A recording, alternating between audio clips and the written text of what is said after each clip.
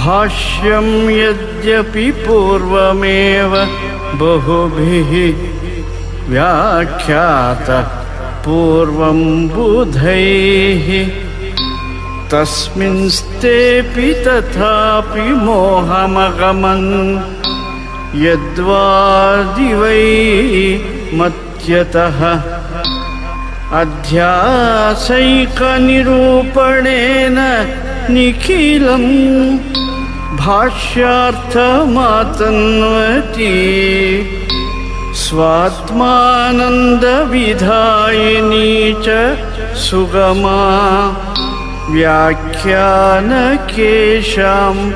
मुदे व्याख्यानकेशां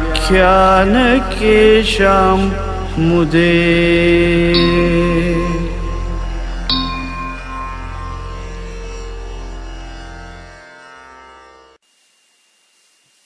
श्री गुरुभ्यो नमः।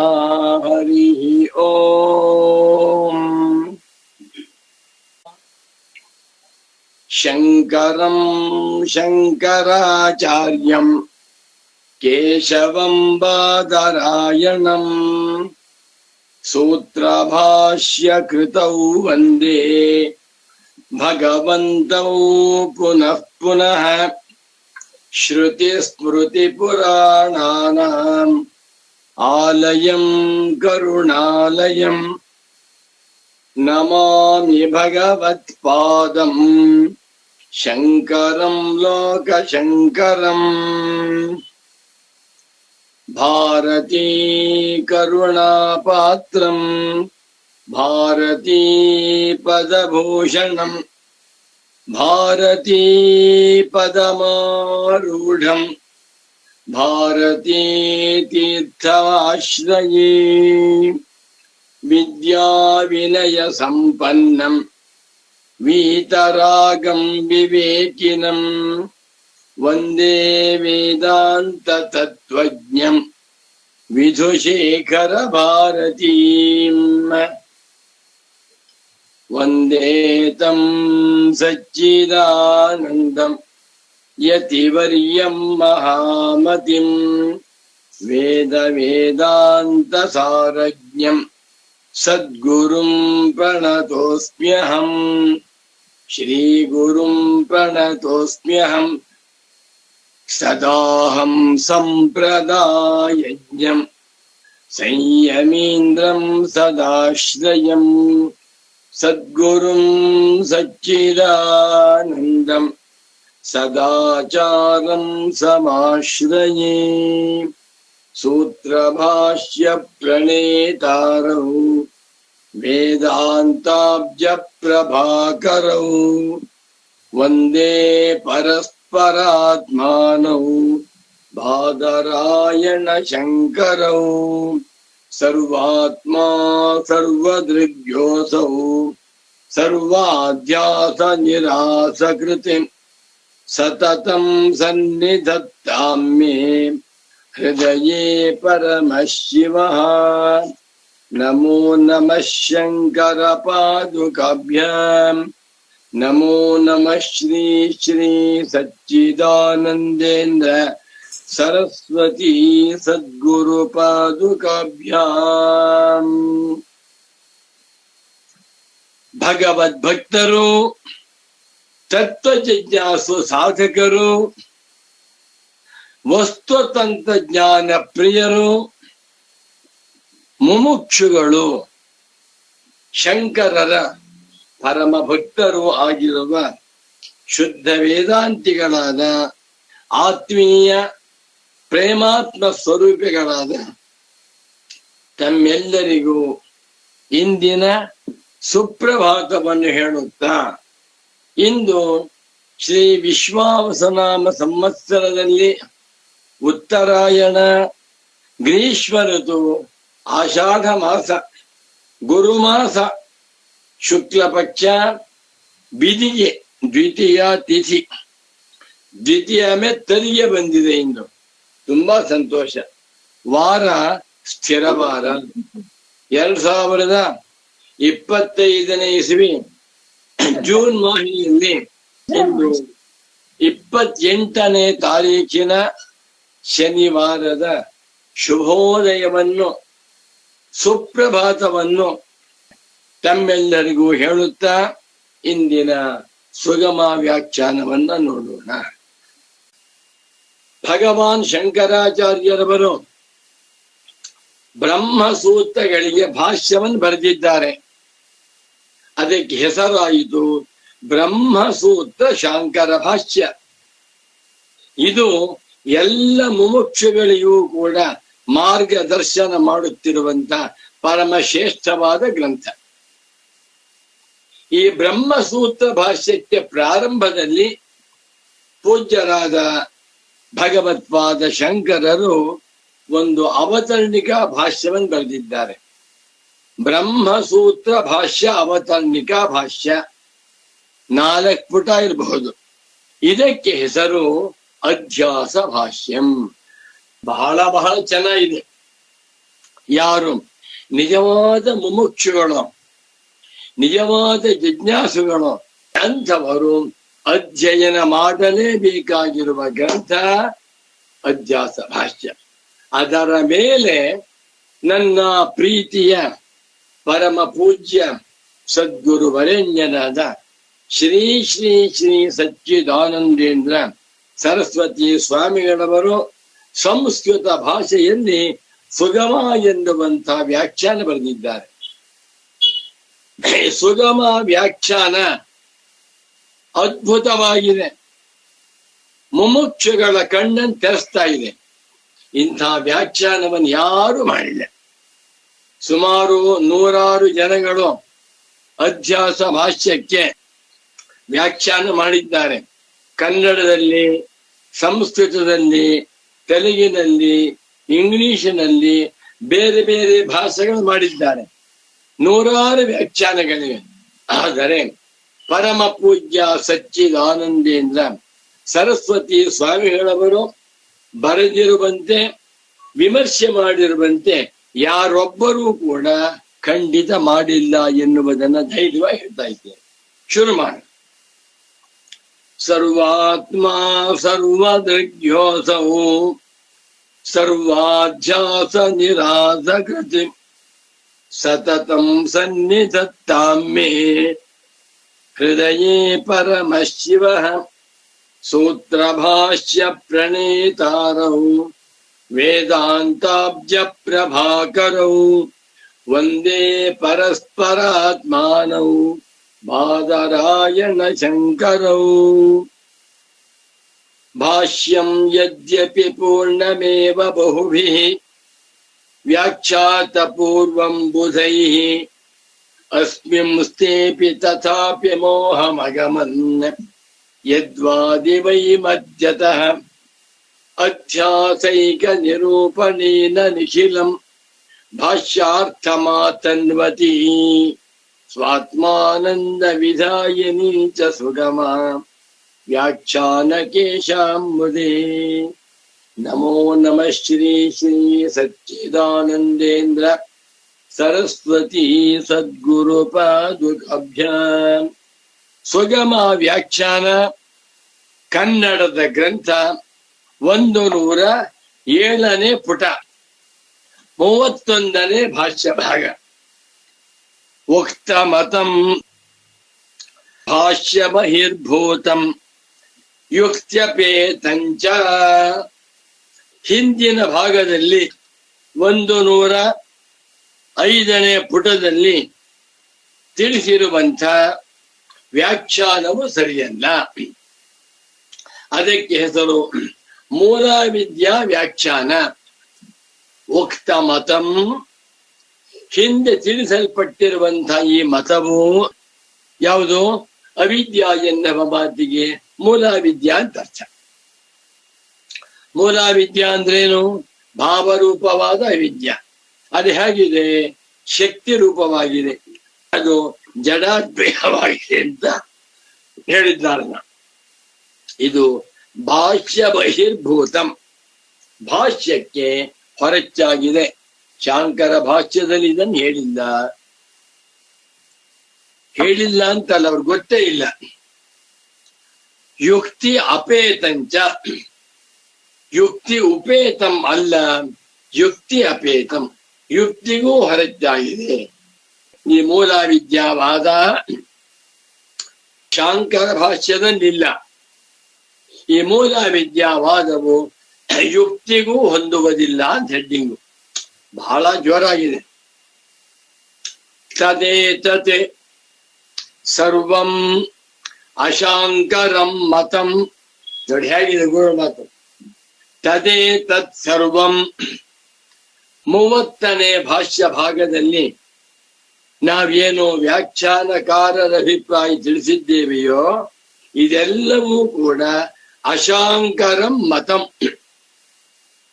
ಅಶಾಂಕರಂ ಶಂಕರೇಣ ಉಕ್ತಂ ಶಾಂಕರಂ ನ ಶಾಂಕರಂ ಅಶಾಂಕರ. ಶಂಕರಾಚಾರ್ಯರಿಗೆ ಸಮ್ಮತವಾದದ್ದು ಅಲ್ಲ. ಎಲ್ಲಿಯೂ ಪ್ರಸ್ಥಾನತ್ರಯ ಭಾಷ್ಯಗಳಲ್ಲಿ ಶಂಕರರು ಈ ಮೂಲ ವಿದ್ಯಾವಾದವನ್ನು ಹೇಳಿಲ್ಲ, ಅವರಿಗೆ ಗೊತ್ತೇ ಇಲ್ಲ. ಯತಃ ಆಹ ಭಗವಾನ್ ಭಾಷ್ಯಕಾರ.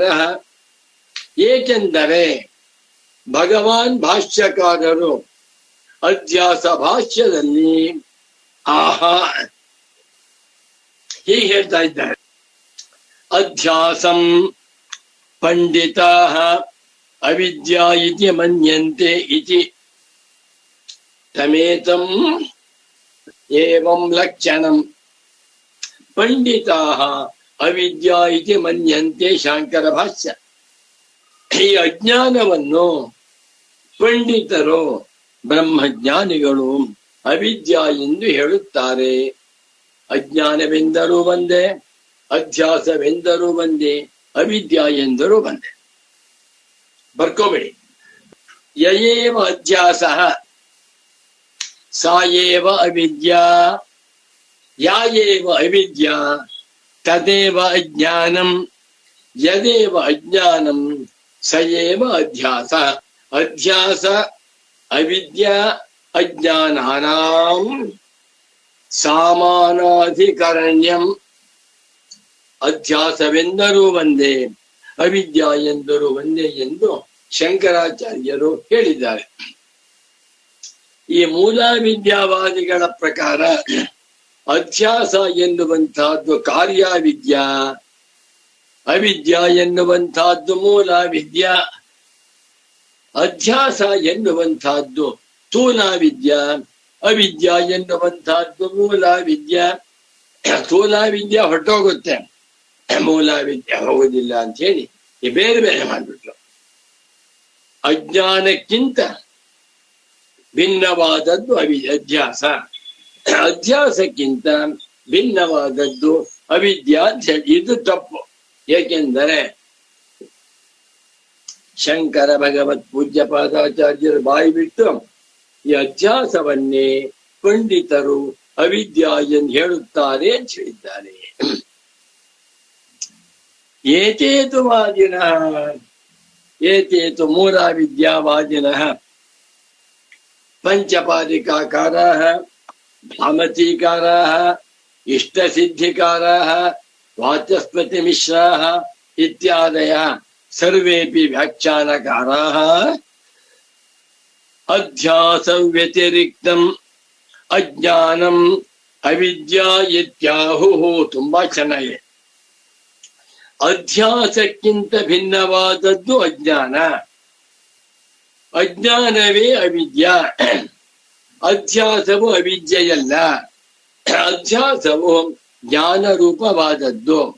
ಅವಿದ್ಯಾ ಅಥವಾ ಅಜ್ಞಾನ ಎನ್ನುವಂತಹದ್ದು ವಸ್ತು ರೂಪವಾದದ್ದು. ಅಧ್ಯಾಸಕ್ಕೆ ಅಜ್ಞಾನವು ಉಪಾದಾನ ಕಾರಣವಾಗಿದೆ ಎಂದು ಆಹು ಹೇಳುತ್ತಾರೆ. ನೋಡಿ, ಏತೇತು ವಾದಿನಃ, ಈ ವಾದಿಗಳಾದರೂ ಅಧ್ಯಾಸಕ್ಕಿಂತ ಭಿನ್ನವಾದದ್ದು, ಬೇರೆಯಾದದ್ದು, ಅತಿರಿಕ್ತವಾದದ್ದು ಅಜ್ಞಾನ, ಅದೇ ಅವಿದ್ಯಾ ಎಂದು ಹೇಳುದು. ಜ್ಞಾಪಕ ಇಟ್ಕೊಳ್ಳಿ. ಮೂಲ ವಿದ್ಯಾವಾದಿಗಳ ಪ್ರಕಾರ ಅಜ್ಞಾನ ಅವಿದ್ಯಾ ಎರಡೂ ಒಂದೇ.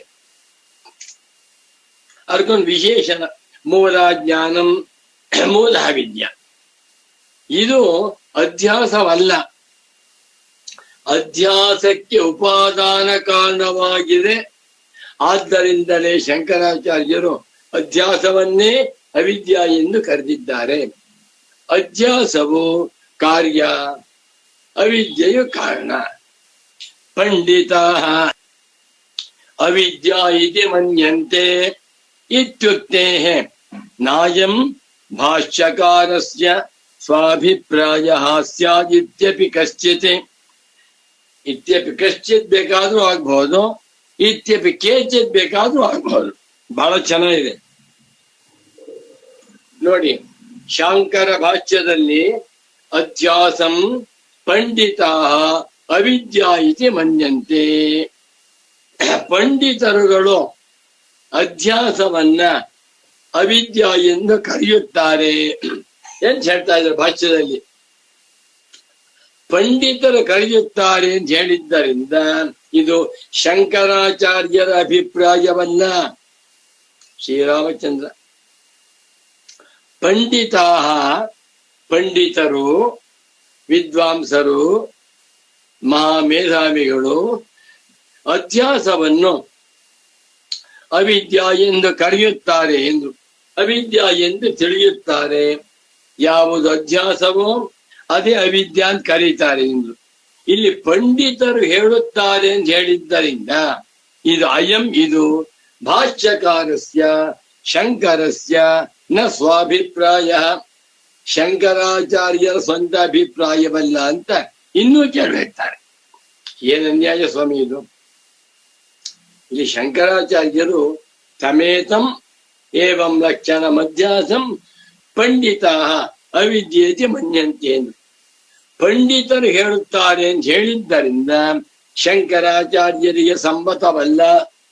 ಹೇಗೆ ಅಂದ್ರೆ, ಹೀಗೆಂದು ಪರಮ ಪೂಜ್ಯ ಸಚ್ಚಿದಾನಂದೇಂದ್ರ ಸರಸ್ವತಿ ಸ್ವಾಮಿಗಳು ಹೇಳುತ್ತಾರೆ ಅಂದ್ರೆ ಅದು ಸುಬ್ರಾಯ ಶರ್ಮನ ಅಭಿಪ್ರಾಯವಲ್ಲ ಅಂತ ಅರ್ಥ ಮಾಡಿದ್ರು.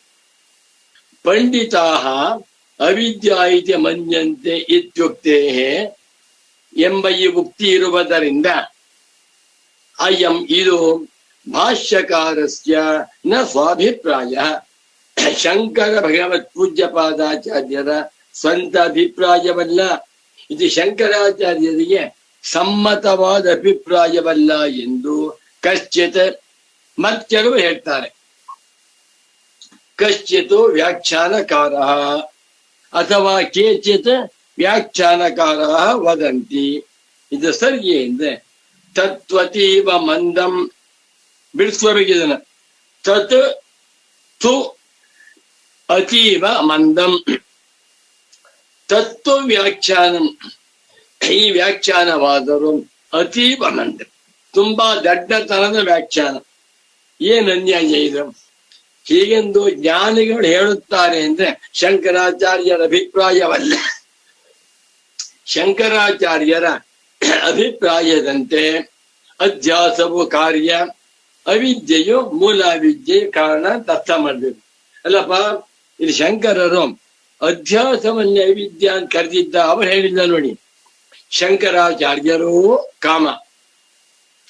ಕೆಲವು ಜ್ಞಾನಿಗಳು ಅಧ್ಯಾಸವನ್ನ ಅವಿದ್ಯಾ ಎಂದು ಕರೆಯುತ್ತಾರೆ ಅಂತ ಹೇಳಿದ್ದರಿಂದ ಯಾರೋ ಬೇರೆಯವರು ಹೇಳ್ತಾರೆ ಅಂತ ಅರ್ಥ ಮಾಡ್ತಾ ಇದ್ದಾರಲ್ಲ. ತತ್ವ ವ್ಯಾಖ್ಯಾನಂ, ಈ ವ್ಯಾಖ್ಯಾನವಾದರೂ ಅತೀವ ಮಂದಂ. ಮಂದ ಅಂತ ದಡ್ಡ, ತುಂಬಾ ದಡ್ಡತನದ ವ್ಯಾಖ್ಯಾನವಾಗಿದೆ ಎಂದು. ಯಾಕೆ? ತುಂಬಾ ಚೆನ್ನಾಗಿದೆ. ವಸ್ತು ಸ್ವರೂಪಾವಧಾರಣಂ ವಿದ್ಯಾಮಾಹು ಇತ್ಯಸ್ಯಾಪಿ ಪರಕೀಯಾಭಿಪ್ರಾಯತ್ವ ಪ್ರಸಂಗಾತ್. ನೋಡಿ, ಪೂಜ್ಯರಾದ ಸದ್ಗುರುಗಳು ಏನೇ ಸ್ಟೇಟ್ಮೆಂಟ್ ಕೊಟ್ಟರೂ ಕೂಡ ಅದಕ್ಕೆ ಯುಕ್ತಿ ಕೊಡ್ತಾ ಇದ್ದಾರೆ. ಇಲ್ಲಿ ತತ್ವಮತೀವ ಮಂದಮನ್ ಪ್ರಿಂಟ್ ಆಗಿದೆ, ಸಂಧಿ ಆಗಿದೆ. ತತ್ ತು ಈ ವ್ಯಾಖ್ಯಾನವಾದರೋ ಯಾವುದು? ಇದು ಶಂಕರಾಚಾರ್ಯರ ಅಭಿಪ್ರಾಯವಲ್ಲ, ಪಂಡಿತರ ಅಭಿಪ್ರಾಯ ಅಂತ ಅರ್ಥ ಮಾಡ್ತಾ ಇದ್ದಾರಲ್ಲ. ಈ ವ್ಯಾಖ್ಯಾನವಾದರು ಅತೀವ ಮಂದಂ. ಮಂದಂ ವ್ಯಾಖ್ಯಾನಂ ಮಂದಂ ಮತ. ಈ ಮತ ಅತ್ಯಂತ ದಡ್ಡತನದ ಮತ. ಯಾಕೆ ಅಂದ್ರೆ ಮುಂದ್ ಬಹಳ ಚೆನ್ನಾಗಿದೆ. ವಸ್ತು ಸ್ವರೂಪಾವಧಾರಣಂ ವಿದ್ಯಾಮಾಹು ಇತ್ಯಸ್ಯಾಪಿ ಪರಕೀಯಾಭಿಪ್ರಾಯತ್ವ ಪ್ರಸಂಗಾತ್. ನಿಧಾನವಾಗಿ ಕೇಳ್ಬೇಕು ತಾವು. ಇಲ್ಲಿ ಅಧ್ಯಾಸೋ ನಾಮ ತಸ್ಮಿನ್ ತದ್ಬುದ್ಧಿರಿತ್ಯ ವೋಚಾಮ ಅಂತ ಹೇಳಿಬಿಟ್ಟ. ಮುಂದೆ ತದ್ವಿವೇಕೇನ ಚ ವಸ್ತು ಸ್ವರೂಪಾವಧಾರಣಂ ವಿದ್ಯಾಮಾಹು. ಅವಿದ್ಯಾ ಎಂದರೇನು, ವಿದ್ಯಾ ಎಂದರೇನು ಅಂತ ಹೇಳುವಾಗ ಅವಿದ್ಯಾ ಎಂದರೆ ಅಧ್ಯಾಸ, ವಿದ್ಯಾ ಎಂದರೆ ವಸ್ತು ಸ್ವರೂಪಾವಧಾರಣಂ, ವಸ್ತುವಿನ ಸ್ವರೂಪವನ್ನ ನಿರ್ಧಾರಣೆ ಮಾಡಿಕೊಳ್ಳುವುದನ್ನೇ ವಿದ್ಯಾ ಎಂದು ಹೇಳುತ್ತಾರೆ ಎಂದ್ರು. ಇದು ಕೂಡ ಪಂಡಿತರ ಅಭಿಪ್ರಾಯವೇ ಹೊರತು ಶಂಕರಾಚಾರ್ಯರ ಅಭಿಪ್ರಾಯವಲ್ಲ ಎನ್ನುವಂತಹ ದೋಷ ಉಂಟಾದೀತು. ಈಗ ಅವಿದ್ಯಾ ಎಂದರೆ ಅಧ್ಯಾಸ, ವಿದ್ಯಾ ಎಂದರೆ ವಿವೇಕ ಜ್ಞಾನ. ಇದು ಶಂಕರಾಚಾರ್ಯರಿಗೆ ಇಷ್ಟವಾಗಿರುವಂತಹ ಅಭಿಪ್ರಾಯ.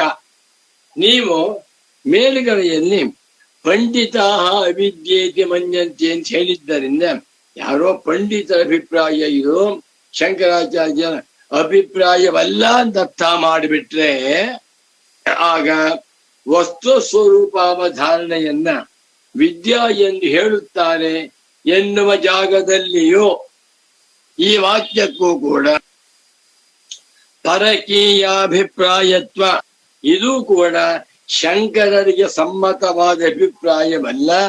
ಪರಕೀಯ, ಪರೇಶಾಂ ಇದಂ ಪರಕೀಯಂ, ಪರೇಶಾಂ ವಿದುಷಾಂ, ಬೇರೆ ವಿದ್ವಾಂಸರಿಗೆ ಸಂಬಂಧಪಟ್ಟಂತ ಅಭಿಪ್ರಾಯವಾಗಿದೆ ಎನ್ನುವ ದೋಷವು ಪ್ರಸಂಗಾತ್ ಬಂದು ಒದಗೀತು. ತಪ್ಪು. ನಚ ತದಪಿ ಇಷ್ಟಂ, ಅದು ಕೂಡ ಇಷ್ಟವಲ್ಲ.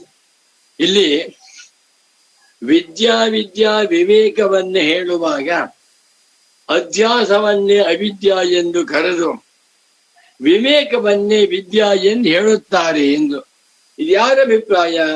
ಶಂಕರಾಚಾರ್ಯರದ್ದೇ ಅಭಿಪ್ರಾಯ. ವಿದ್ಯಾ ವಿಭಾಗವನ್ನ ಶಂಕರ ಭಗವತ್ ಪೂಜ್ಯಪಾದಾಚಾರ್ಯರೇ ಮಾಡಿದ್ದಾರೆ. ಮೇಲಿನ ವಾಕ್ಯದಲ್ಲಿ ಅವಿದ್ಯಾಯಿತ ಮನ್ಯಂತೆ ಪಂಡಿತಾ ಎನ್ನುವಾಗ ಯಾರೋ ಬೇರೆ ಪಂಡಿತರು ಹೇಳ್ತಾರೆ, ಶಂಕರಾಚಾರ್ಯರ ಅಭಿಪ್ರಾಯವಲ್ಲ ಅಂತ ಅರ್ಥ ಮಾಡಿಬಿಟ್ರೆ ಈ ವಾಕ್ಯದಲ್ಲಿಯೂ ಕೂಡ ವಸ್ತು ಸ್ವರೂಪವನ್ನ ಅವಧಾರಣೆ ಮಾಡುವುದನ್ನ ವಿದ್ಯಾ ಎಂದು ಕರೆಯುತ್ತಾರೆ ಎನ್ನುವ ವಾಕ್ಯದಲ್ಲಿಯೂ ಪರಕೀಯಾಭಿಪ್ರಾಯತ್ವ, ಇದು ಕೂಡ ಪರಕೀಯರ ಅಭಿಪ್ರಾಯ, ಶಂಕರಾಚಾರ್ಯರ ಅಭಿಪ್ರಾಯವಲ್ಲ ಎನ್ನುವಂತ ದೋಷ ಪ್ರಸಂಗಾತ್, ದೋಷವು ಉಂಟಾದೀತು. ಆಗಲಿ ಎಂದು ಸರಿಯಲ್ಲ. ನಚ ತದಪಿ ಇಷ್ಟಂ, ಇದು ಕೂಡ ಯಾರಿಗೂ ಇಷ್ಟ. ಶಂಕರ ಭಗವತ್ ಪೂಜ್ಯಪಾದಾಚಾರ್ಯರ ಅದ್ವೈತ ವೇದಾಂತ ದರ್ಶನದ ಪ್ರಕಾರ ಶಂಕರಾಚಾರ್ಯರೇ ಹೇಳಿರುವಂತೆ ಅಧ್ಯಾಸ ಎಂದರೆ ಅವಿದ್ಯಾಂತಲೂ ವಸ್ತು ಸ್ವರೂಪವನ್ನ ನಿರ್ಣಯ ಮಾಡಿಕೊಳ್ಳುವುದನ್ನೇ ವಿದ್ಯಾ ಎಂತಲೂ ಶಂಕರಾಚಾರ್ಯರು ಒಪ್ಪಿಕೊಂಡಿದ್ದಾರೆ ಅಂತ ಅರ್ಥ. ಹಾಗಿಲ್ಲದೆ ಅಲ್ಲಿ ಮಾತ್ರ ಶಂಕರಾಚಾರ್ಯರ ಅಭಿಪ್ರಾಯವಲ್ಲ ಪರಕೀಯರ ಅಭಿಪ್ರಾಯ ಅಂತ ಅರ್ಥ ಮಾಡಿಬಿಟ್ರೆ ಎಲ್ಲೂ ಕೂಡ ಶಂಕರಾಚಾರ್ಯರ ಅಭಿಪ್ರಾಯವಲ್ಲ ಪರಕೀಯರ ಅಭಿಪ್ರಾಯ ಅಂತ ಅರ್ಥವಾಗುತ್ತೆ. ಇದು ಯಾರಿಗೂ ಇಷ್ಟವಿಲ್ಲ. ತಥಾ ಹಿ ಸತಿ ವಿದ್ಯಾ ಸ್ವರೂಪ ನಿರ್ಣಯ ಏವ ನ ಕೃತೋತ್ರ ಭಗವತ ಇತ್ಯಾಪದ್ಯೇತ. ನಾಳೆ ಮಾಡ್ತೀನಿ. ಪಂಡಿತಾ ಅವಿದ್ಯೇತಿ ಮನ್ಯಂತೆ ಇತ್ಯುಕ್ತೇಃ ನಾಯಂ ಭಾಷ್ಯಕಾರಸ್ಯ ಸ್ವಾಭಿಪ್ರಾಯ ಸ್ಯಾತ್ ಇತ್ಯಪಿ ಕಶ್ಚಿತ್ ಆಹ ಕಶ್ಚಿತ್ ವ್ಯಾಖ್ಯಾನಕಾರಃ ಬ್ರೂತೆ ತತ್ತು ಅತೀವ ಮಂದಂ ವ್ಯಾಖ್ಯಾನಂ ತತ್ವಂ ಅತೀವ ಮಂದ್ವಚಃ. ಶಂಕರ ಭಗವತ್ ಪೂಜ್ಯ ಪಾದಾಚಾರ್ಯರು ತಮ್ಮ ಅಧ್ಯಾಸ ಭಾಷ್ಯದಲ್ಲಿ ಒಂದು ವಾಕ್ಯ ಬರೆದಿದ್ದಾರೆ. ತಮೇತಂ ಏವಂ ಲಕ್ಷಣ ಮಧ್ಯಾಸಂ ಪಂಡಿತಾಃ ಅವಿದ್ಯೇತಿ ಮನ್ಯಂತೆ. ಶಂಕರ ಭಾಷ್ಯ.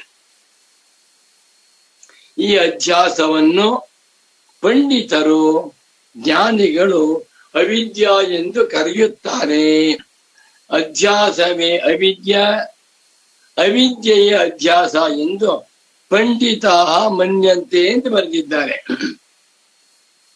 ಈ ವಾಕ್ಯಕ್ಕೆ ಕೆಲವು ಮಹಾತ್ಮರು, ಪಂಡಿತೋತ್ತಮರು, ವ್ಯಾಖ್ಯಾನಕಾರರು ಏನರ್ಥ ಮಾಡ್ತಾರೆ?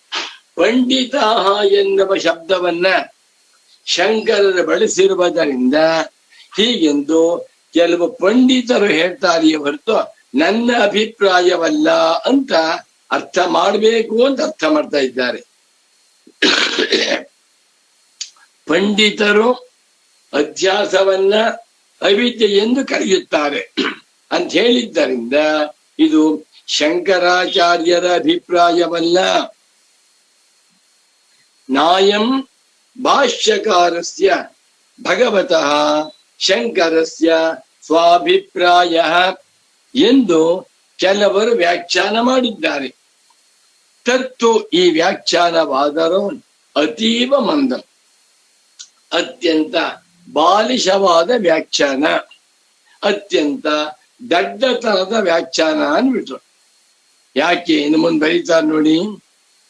ವಸ್ತು ಸ್ವರೂಪಾವಧಾರಣಂ ವಿದ್ಯಾಮಾಹು ಇತ್ಯಸ್ಯಾಪಿ ವಾಕ್ಯಸ್ಯ ಪರಕೀಯಾಭಿಪ್ರಾಯತ್ವ ಪ್ರಸಂಗಾತ್. ಬಹಳ ಚೆನ್ನಾಗಿದೆ. ಅಧ್ಯಾಸವನ್ನ ಅವಿದ್ಯಾ ಎಂದು ಪಂಡಿತರು ಹೇಳುತ್ತಾರೆ ಅಂತ ಅರ್ಥ ಮಾಡಿಬಿಟ್ಟು ಶಂಕರಾಚಾರ್ಯರ ಅಭಿಪ್ರಾಯವಲ್ಲ ಅಂತ ಹೇಳಿದರೆ ಈ ದೋಷ ಬರುತ್ತದೆ ಅಂತ ಹೇಳ್ತಾ ಇದ್ದಾರೆ ಪೂಜ್ಯ ಸದ್ಗುರುಗಳು. ಏನು?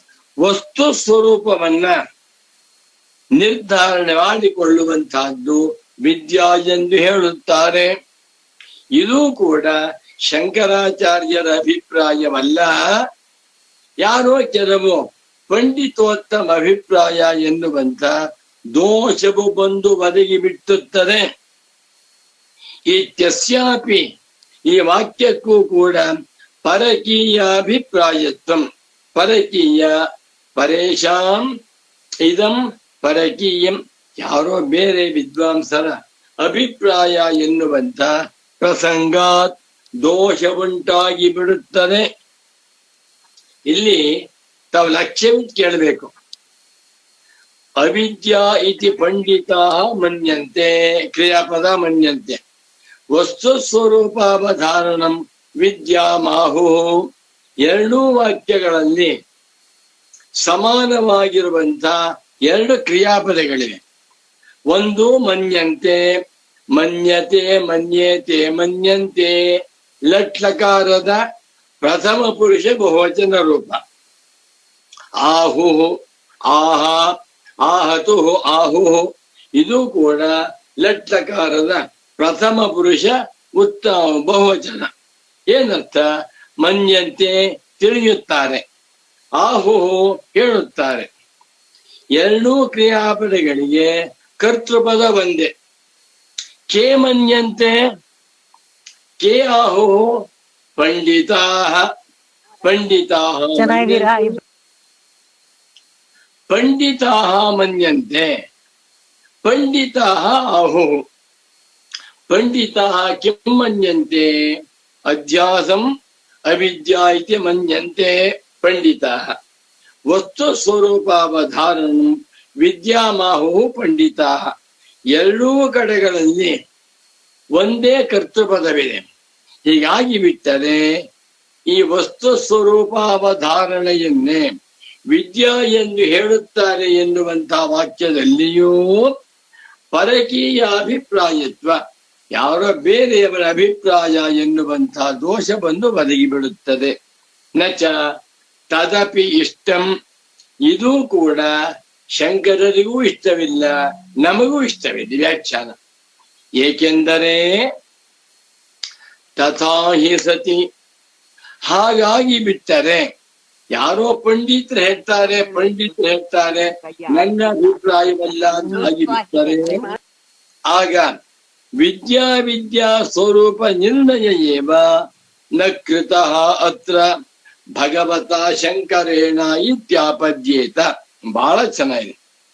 ತಥಾ ಹಿ ಸತಿ, ಎರಡೂ ಕಡೆಗಳಲ್ಲಿ ಇದು ಶಂಕರಾಚಾರ್ಯರ ಅಭಿಪ್ರಾಯವಲ್ಲ, ಯಾರೋ ಕೆಲವು ಪಂಡಿತರ ಅಭಿಪ್ರಾಯ ಅಂತ ಅರ್ಥ ಮಾಡಿ ಬಿಟ್ಟರೆ, ಶಂಕರಾಚಾರ್ಯರಿಂದ ಅಧ್ಯಾಸ ಭಾಷ್ಯದಲ್ಲಿ ವಿದ್ಯಾ ಅವಿದ್ಯಾ ಸ್ವರೂಪವನ್ನ ನಿರ್ಣಯ ಮಾಡಿಲ್ಲ ಎನ್ನುವಂತ ದೋಷ ಬಂದ್ಬಿಡುತ್ತೆ.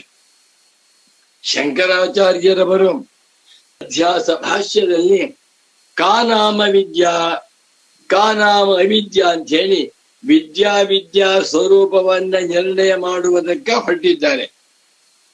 ಇದು ಶಂಕರಾಚಾರ್ಯ ಅಭಿಪ್ರಾಯವಲ್ಲ ಅಂತ ನೀವು ಬಂದ್ಬಿಟ್ರೆ, ಆಗ ಶಂಕರ ಭಗವತ್ ಪೂಜ್ಯಪಾದಾಚಾರ್ಯರು ಈ ಭಾಗದಲ್ಲಿ ವಿದ್ಯಾ ಎಂದರೇನು, ಅವಿದ್ಯಾ ಎಂದರೇನು, ವಿದ್ಯಾ ಸ್ವರೂಪವೇನು, ಅವಿದ್ಯಾ ಸ್ವರೂಪವೇನು ಎನ್ನುವಂಥ ನಿರ್ಣಯವನ್ನ ನ ಕೃತಃ ಮಾಡಲೇ ಇಲ್ಲ ಅಂತ ಹೇಳಿ.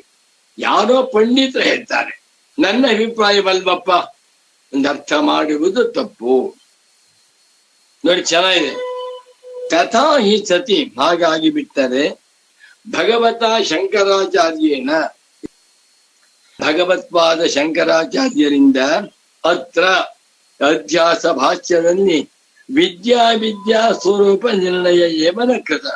ವಿದ್ಯಾ ಅವಿದ್ಯಾ ಇವುಗಳ ಸ್ವರೂಪದ ನಿರ್ಣಯವನ್ನ ಮಾಡೇ ಇಲ್ಲ ಅಂತ ಹೇಳಿ.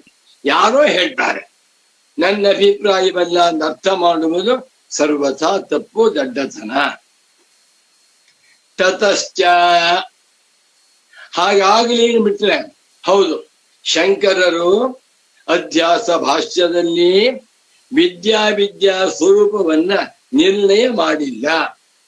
ಯಾರೋ ವಿದ್ವಾಂಸ ಅಭಿಪ್ರಾಯವನ್ನ ಅನುವಾದ ಮಾಡಿಕೊಂಡಿದ್ದಾರೆ ಅಂತ ಆಗಿಬಿಟ್ಟರೆ, ಶಂಕರರು ಅಧ್ಯಾಸ ಭಾಷ್ಯವನ್ನ ಬರೆದದ್ದೇ ತಪ್ಪು ಅಂತ ಆಗಿಬಿಡುತ್ತೆ.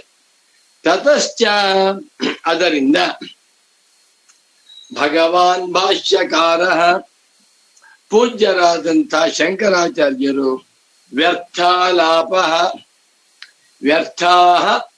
ಆಲಾಪಾಹ ಯಸ್ಯ ಸಹ ವ್ಯರ್ಥಾಲಾಪಃ, ವ್ಯರ್ಥವಾದ ಮಾತುಗಳನ್ನಾಡುತ್ತಿರುವವರು.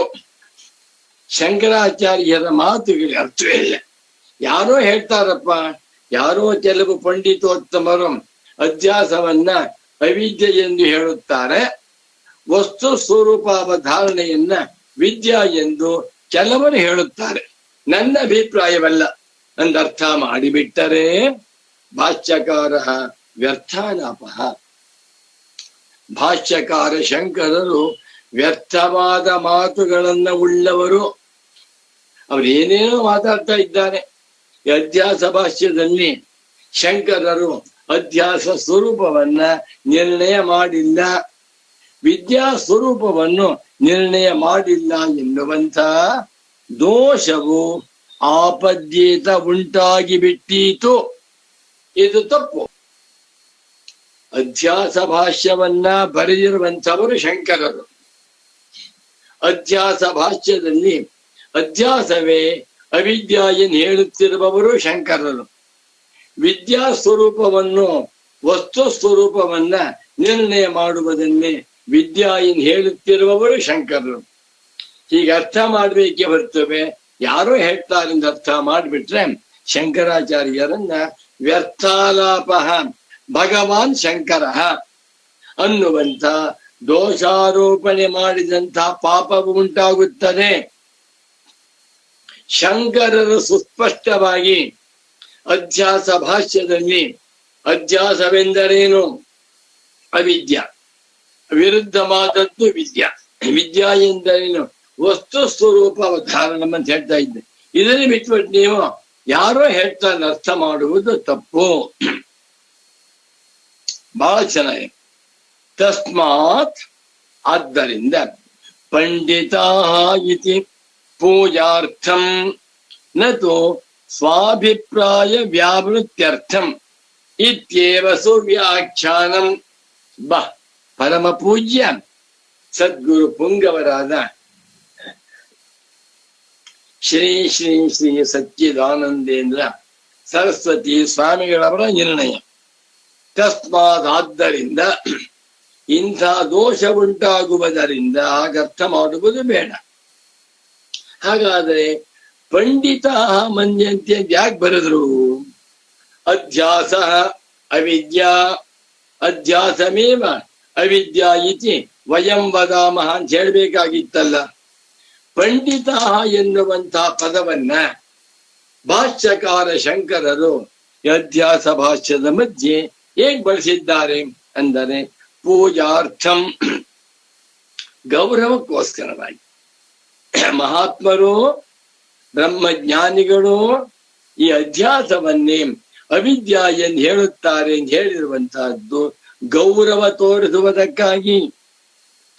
ಎಲ್ಲ ಬ್ರಹ್ಮಜ್ಞಾನಿಗಳ ಸಂದೇಶವಿದು, ನನ್ನ ಸಂದೇಶವೂ ಹೌದು ಅಂತ ಹೇಳ್ತಾ ಇದ್ದಾರೆ. ಪಂಡಿತ ಎನ್ನುವಂತಹ ಪದವನ್ನ ಬಳಸಿರುವಂತಹದ್ದು ಪೂಜಾರ್ಥಂ, ಗೌರವಾರ್ಥಂ. ಹೊತ್ತು ನತು ಸ್ವಾಭಿಪ್ರಾಯ ವ್ಯಾವೃತ್ಯರ್ಥಂ, ಇದು ಅದಕ್ಕೆ ಬಳಸಿದ್ದಾರೆ ಹೊರತು ತಮ್ಮ ಅಭಿಪ್ರಾಯವೂ ಅಲ್ಲ. ತಮ್ಮ ಶಂಕರಾಚಾರ್ಯರ ಅಭಿಪ್ರಾಯವನ್ನ ತಳ್ಳಿ ಹಾಕುವುದಕ್ಕಾಗಿ ಅಲ್ಲ. ಈಗ ಸುಬ್ರಾಯ ಶರ್ಮಾಜಿಯವರು ಉಪನ್ಯಾಸದ ಮಧ್ಯೆ ಹೀಗಂತ ನನ್ನ ಪರಮ ಪೂಜ್ಯ ಸದ್ಗುರು ಪುಂಗವರಾದ ಶ್ರೀ ಶ್ರೀ ಶ್ರೀ ಸಚ್ಚಿದಾನಂದೇಂದ್ರ ಸರಸ್ವತಿ ಸ್ವಾಮೀಜಿಯವರು ಹೇಳಿದ್ದಾರೆ ಅಂತಂದ್ರೆ ನನ್ನ ಅಭಿಪ್ರಾಯವಲ್ಲ ಅಂತ ಅರ್ಥವಲ್ಲ, ಗೌರವದ ಮಾತು. ಪೂಜ್ಯರನ್ನ, ಜ್ಞಾನಿಗಳನ್ನ ಶಂಕರ ಭಗವತ್ ಪೂಜ್ಯಪಾದಾಚಾರ್ಯರು ಗೌರವದಿಂದ ಸ್ಮರಣೆ ಮಾಡ್ತಾರೆ. ಇಷ್ಟೇ ಬರ್ತವೆ.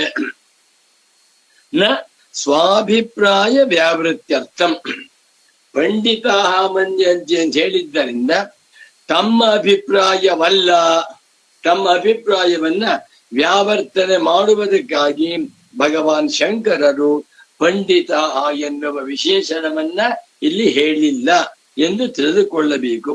ಈಗ ಅರ್ಥ ಮಾಡಿದರೆ ಅದು ಸುವ್ಯಾಖ್ಯಾನಂ, ಸ್ವತರಾಂ ವ್ಯಾಖ್ಯಾನಂ, ಸುವ್ಯಾಖ್ಯಾನಂ, ಶೋಭನಂ ವ್ಯಾಖ್ಯಾನಂ, ಸುವ್ಯಾಖ್ಯಾನಂ, ಸುಷ್ಠು ವ್ಯಾಖ್ಯಾನಂ, ಸುವ್ಯಾಖ್ಯಾನಂ. ಈಗ ಅರ್ಥ ಮಾಡುವುದು ಸರಿಯಾದ ಅಭಿಪ್ರಾಯ, ಸರಿಯಾದ ವ್ಯಾಖ್ಯಾನ ಅಂದ್ರು. ಅತಃ ಆದ್ದರಿಂದ ಸಾಧೋಕ್ತಂ ಅಧ್ಯಾಸ ಅತಿರಿಕ್ತ ಭಾವಾವಿದ್ಯಾಂಗೀಕರಣಂ ಅಶಾಂಕರಮಿತಿ. ಆದ್ದರಿಂದ ನಾವೀ ವಾಕ್ಯದ ಪ್ರಾರಂಭದಲ್ಲಿ ಎಲ್ಲಿ 31ನೇ ಭಾಷ್ಯ ಭಾಗ ಹೆಡ್ಡಿಂಗ್ ಆದ್ಮೇಲೆ ಮೊಟ್ಟಮೊದಲನೇ ವಾಕ್ಯ ತದೇತತೆ ಮತಂ ಸರ್ವಂ ಮತಂ ಅಶಾಂಕರಂ ಅಂತ ಏನ್ ಹೇಳಿದ್ದೇವೆಯೋ ಅದು ಸರಿ. ಅತಃ ಆದ್ದರಿಂದ ಸಾಧು ಉತ್ತಮ ಅಸ್ಮಾಭಿ, ನಮ್ಮಿಂದ ಸರಿಯಾಗಿ ಹೇಳಲ್ಪಟ್ಟಿತು, ನಾವು ಸರಿಯಾಗಿ ಮಾತನಾಡಿದ್ದೇವೆ ಅಂತ ಹೇಳ್ತಾ ಇದ್ದಾರೆ ಪೂಜ್ಯ ಸದ್ಗುರುಗಳು. ಏನಂತ? ಅಧ್ಯಾಸಕ್ಕಿಂತ ಅತಿರಿಕ್ತವಾದ ಭಿನ್ನವಾದ ಭಾವಾವಿದ್ಯೆಯನ್ನ, ಮೂಲಾವಿದ್ಯೆಯನ್ನ ಇಲ್ಲಿ ಶಂಕರಾಚಾರ್ಯರು ಹೇಳಿದ್ದಾರೆ ಎನ್ನುವಂತ ಏನು ಪಂಚಪಾದಿಕಾಕಾರರ ವ್ಯಾಖ್ಯಾನ ಉಂಟೋ ಇದು ಅಶಾಂಕರಂ, ಶಾಂಕರ ಸಿದ್ಧಾಂತ ಬಹಿರ್ಭೂತಂ, ಶಾಂಕರ ಮತ ವಿರುದ್ಧಂ, ಶಾಂಕರ ಮತ ಅಸಂಗಂಧಿತಂ. ಶಂಕರ ಗೊತ್ತೇ ಇಲ್ಲ, ಮೂಲಾವಿದ್ಯಾವಾದವನ್ನು ತಂದುಬಿಟ್ಟು ಇದನ್ನ ಇಲ್ಲಿ ಶಂಕರಾಚಾರ್ಯರು ಹೇಳಿದ್ದಾರೆ. ಅಧ್ಯಾಸವನ್ನ ಅವಿದ್ಯಾ ಎಂದು ಹೇಳುವಾಗ ಅಧ್ಯಾಸಕ್ಕೂ ಅವಿದ್ಯೆಗೂ ಯಾಕಪ್ಪ ಶಂಕರಾಚಾರ್ಯರು ಸಾಮಾನಾಧಿಕರಣವನ್ನು ಹೇಳಿದ್ದಾರೆ ಅಂದರೆ ಅಧ್ಯಾಸವು ಮೂಲ ವಿದ್ಯೆಯ ಕಾರ್ಯವಾದ್ದರಿಂದ ಮೂಲ ವಿದ್ಯೆಯು ಅಧ್ಯಾಸಕ್ಕೆ ಉಪಾದಾನ ಕಾರಣವಾದ್ದರಿಂದ ಅರ್ಥ ಮಾಡುತ್ತಿರುವಂತಹದ್ದು ಅಶಾಂಕರಂ ವ್ಯಾಖ್ಯಾನಂ ಅಶಾಂಕರಂ ಮತಂ ಅಶಾಂಕರ ಅಭಿಪ್ರಾಯ ಅಶಾಂಕರೀ ವ್ಯಾಖ್ಯಾ ಎಲ್ಲವನ್ನ ಅಶಾಂಕರಂ ಅಂದ್ರೆ ಶಂಕರಾಚಾರ್ಯರಿಗೆ ಸಮ್ಮತವಾದದ್ದು ಅಲ್ಲ. ಶಂಕರಾಚಾರ್ಯರ ಮನಸ್ಸಿನಲ್ಲಿ ಮೂಲ ವಿದ್ಯೆಯ ಗಂಧವೂ ಇಲ್ಲ. ಬಾ ಇದನ್ನ ನನ್ನ ಪರಮ ಪೂಜ್ಯ ಪ್ರೀತಿಯ ಸದ್ಗುರು ಪುಂಗವರಾದ ಶ್ರೀ ಶ್ರೀ ಸಚ್ಚಿದಾನಂದೇಂದ್ರ ಸರಸ್ವತಿ ಸ್ವಾಮಿ ತುಂಬಾ ಹೇಳ್ತಾ ಇದ್ರು. ಮೂಲ ವಿದ್ಯಾ ಖಂಡನೆ, ಮೂಲ ವಿದ್ಯಾ ನಿರಾಸ, ಮೂಲ ವಿದ್ಯಾವಾದದ ಬಹಿಷ್ಕಾರ ಸಚ್ಚಿದಾನಂದೇಂದ್ರ ಸರಸ್ವತಿ ಸ್ವಾಮಿಗಳವರ ನರನಾಡಿಗಳಲ್ಲಿತ್ತು. ಒಂದು ಪುಸ್ತಕವನ್ನೇ ಬರೆದಿದ್ದಾರೆ ಪೂಜ್ಯ ಸದ್ಗುರು, ಮೂಲ ವಿದ್ಯಾ ನಿರಾಸ ಅಥವಾ ಶಂಕರ ಹೃದಯಂ. ಸಂಸ್ಕೃತದಲ್ಲಿದೆ ನೋಡಿ, ತುಂಬಾ ಚೆನ್ನಾಗಿದೆ, ಜೋರಾಗಿದೆ.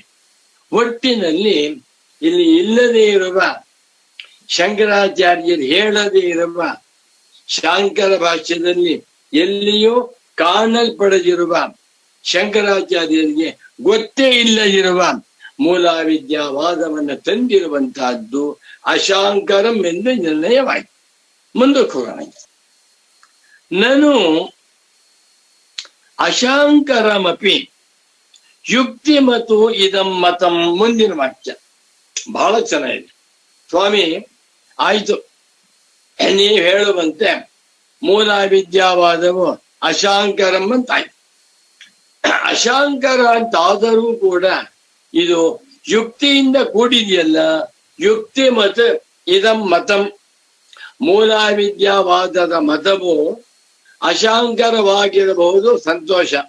ಆದರೆ ಇದು ಯುಕ್ತಿಯಿಂದ ಕೂಡಿಸಿ ಲಾಜಿಕಲ್, ನ್ಯಾಯಬದ್ಧವಾಗಿದೆಯಲ್ಲ ಅಂದ್ರೆ ಇಲ್ಲ ಅಂತ ಹೇಳ್ತಾನೆ. ಓಂ ಶಾಂತಿ ಶಾಂತಿ ಶಾಂತಿ.